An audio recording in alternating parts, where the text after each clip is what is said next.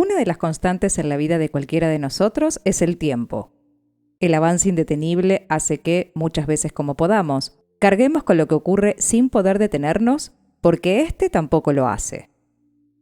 Y llevamos el pasado a cuestas durante un presente que se enfoca en un futuro con deseos de mejoría y prosperidad. Pero esos tres momentos no son estancos y pueden mezclarse y variar de acuerdo a recuerdos, situaciones o acontecimientos que parecen hacernos viajar entre ellos. Esta es la historia de Cindy Borgeson, la hermana de Linda O'Keeffe. Un mediodía de julio de 2019, Cindy Borgeson, de 64 años, recibió una llamada de uno de los investigadores del caso de su hermana mientras comía una hamburguesa. ¿Está sentada?, le preguntó el hombre, y ella le dijo que sí, sin saber que de no haberlo estado, la noticia se hubiese encargado de desplomarla en la silla. Quería informarte que arrestamos al hombre que mató a tu hermana. Y el silencio primó, porque Cindy nunca esperó que ese hallazgo ocurriera. 46 años habían pasado desde que Linda había sido raptada, terrible y fatalmente agredida, y abandonada en una zona rural. Esa noticia la hizo retroceder en el tiempo hasta sus 18 años, concretamente el 6 de julio de 1973, cuando Linda, de 11, no regresó a su casa de la escuela en Newport Beach, en California, luego de una jornada diaria y tras haber pedido a su madre que la buscase con el auto ya que no tenía su bicicleta en condiciones, y ésta, al no poder por cuestiones laborales, le indicó que volviera a pie, algo que hacía habitualmente por zonas que conocía y en tiempos donde no estaban tan internalizados los males que podrían ocurrir como en este caso. Pero Linda nunca regresó y fue durante el transcurso de ese día que sus padres, desconcertados por su ausencia y creyendo inicialmente que se había enojado por la negativa de su madre, salieron a buscarla sin lograr dar con ella y haciendo pronto la denuncia policial de su desaparición. Al día siguiente, unos estudiantes que caminaban por una zona descampada dieron con el cuerpo sin vida de Linda e informaron a las autoridades, que hicieron lo mismo con los padres de la chica que, según el recuerdo de Cindy, solo pudieron gritar y llorar de dolor.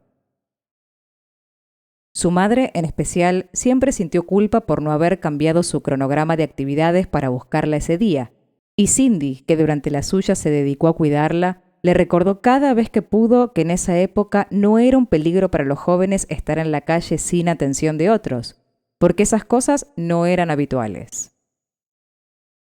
El verdadero culpable era alguien cuyo nombre y rostro no se conocía y que sus progenitores tampoco alcanzaron a saberlo porque murieron antes de la resolución del caso, con la idea de haberle fallado a su hija, a pesar de los esfuerzos de Cindy por convencerlos de lo contrario. El caso de Linda O'Keeffe conmocionó no solo a su familia, amigos y vecinos, sino que se mantuvo en la mente de los investigadores de aquella época, pasándolo a las nuevas generaciones como una responsabilidad. En algún momento debían dar con la identidad del agresor porque la niña merecía justicia sin importar el tiempo. Y así fue que en 2018 el Departamento de Policía de Newport hizo, en conmemoración a los 45 años del crimen, un hilo en la por entonces red social Twitter, contando los sucesos del caso, pero con un detalle. Eran narrados en primera persona. Hola, soy Linda O'Keeffe, o Linda Ann O'Keeffe, cuando estoy en problemas con mamá. Hoy hacen 45 años que desaparecí en Newport Beach. Fui asesinada y mi cuerpo fue encontrado en la zona de Back Bay. Mi asesino nunca fue encontrado. Hoy voy a contarles mi historia. Se narra de esa manera cómo, se creía por las pericias, había sido raptada. Cuál era la camioneta que la testigo llamada Brenda había visto acercarse a ella en más de una ocasión en su trayecto, así como el hombre con la que la vio hablando. Cómo y cuándo encontraron su cuerpo y las prendas que llevaba. Y el identikit del agresor que nunca dejó de circular. Este intento de volver a poner en el foco social la historia de Linda tenía como objetivo no solo darle la voz a la víctima, sino capturar al criminal de una manera poco común. apelando a que cometiera un error al verla después de tanto tiempo en redes sociales, hablando directamente a toda la comunidad, esperando también poder recopilar evidencia digital de las búsquedas de los sospechosos para descartarlos o señalarlos. Y lograron el objetivo de volver el tiempo atrás, pero no fue la única estrategia a la que se volcaron. Analizando el ADN encontrado en la escena y conservado desde 1973, con tecnología actual, que no era solo la del laboratorio, sino la de los registros genéticos públicos que, en los últimos años y por inquietudes de millones de personas en encontrar raíces o parientes, sirvieron para comparar los árboles familiares compatibles hasta reducir la búsqueda a un agresor. Ese era James Albert Layton Jr., quien había cambiado su nombre a James Alan Neal, se cree, para librarse de su conflictivo pasado, aunque no se sabe exactamente cuándo lo hizo. Tenía 73 años al momento de su arresto, y cuando Cindy recibió la noticia, le contaron también que en el verano de 1973, el hombre estaba cumpliendo una condena en libertad condicional tras varios años de prisión, de la que salió y entró por diferentes delitos. Pero no hubo juicio, porque el hombre murió de causas naturales, según los informes, en mayo de 2020, sin vinculación con el virus que tenía, por ese entonces, frenado al mundo entero. Cindy, quien siempre quiso justicia para su hermana, sintió alivio que así fuera, porque no quería enfrentarse, a su edad y después de tanto tiempo, a información del tenor que un juicio puede ofrecer. Había vivido toda su vida con un recuerdo de Linda que no quería cambiar, además de haber sido ella la que cuidó y enterró a sus padres que no supieron que el agresor, de quien los investigadores no tuvieron dudas precisamente por la prueba de ADN, había sido localizado y acusado. Y ese era el punto que más le dolía de toda esa revelación, saber que sus padres resistieron el dolor de la ausencia de Linda para cuidarla y criarla a ella, aunque en más de una oportunidad recuerda que los vio muertos en vida, y se fueron pensando que jamás se sabría la completa verdad de lo que a su hija le había pasado de una manera tan brutal e injusta. Incluso Cindy recuerda en entrevistas el dolor que sintió al conocer la muerte de su hermana, pero nunca pudo comprender exactamente por lo que sus padres pasaban, y esa reflexión la acompañó a lo largo de su vida cuando fue madre y luego abuela, creyendo que ella no hubiera superado una situación como esa, algo que la motivó siempre a acompañar a sus padres que la necesitaron como sostén, en especial en la vejez.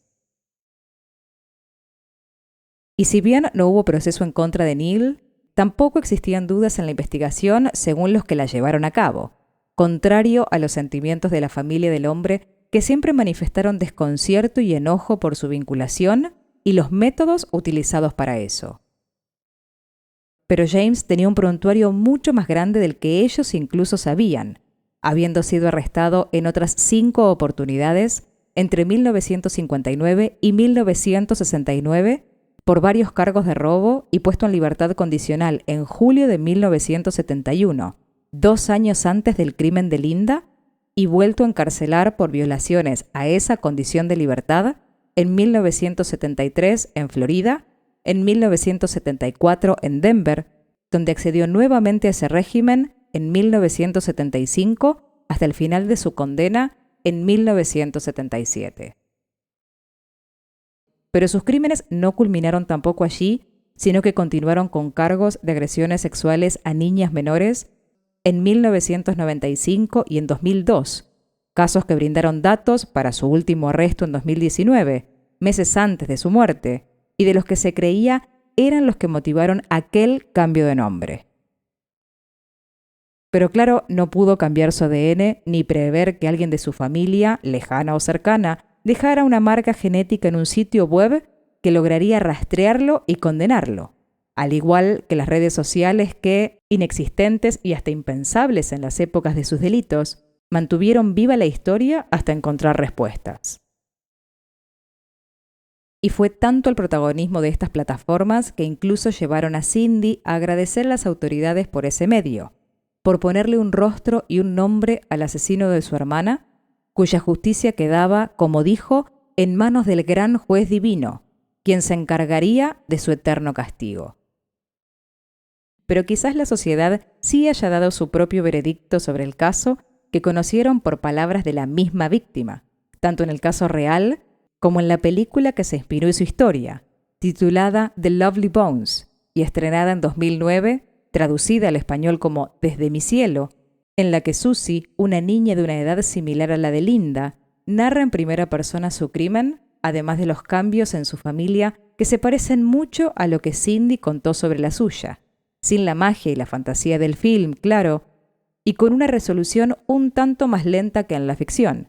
pero que fue posible gracias a todos los que mantuvieron su memoria viva, como dijo su hermana, y que pudo ser puesta a descansar sin ataduras a este mundo, que la disfrutó físicamente menos tiempo del deseado, habiendo estado siempre presente. Detrás de la creencia que el tiempo todo lo cura, la experiencia dice lo contrario. Si bien los sentimientos aplacan las voces, los olores y los rostros, la ausencia y la memoria no se desvanecen, por el contrario, se vuelven parte del día a día de los que los extrañan y siguen buscando justicia de la manera que pueden. Y muchas veces llega cuando no la esperan, después de tanto tiempo que parecen los sucesos de una vida anterior o de un pasado tan lejano que se vuelve el ahora que no debería haber demorado tanto. Esta es la historia de Cindy Borgeson, la hermana de Linda O'Keefe. Una de esas historias que vemos en los diarios y nos parecen increíbles. Una de tantas que nos enseñan que lo imposible está delante de nuestros ojos. Gracias por compartir esta historia. Si el video te gustó, dale like, comenta y suscríbete para seguir viendo más realidades de ficción.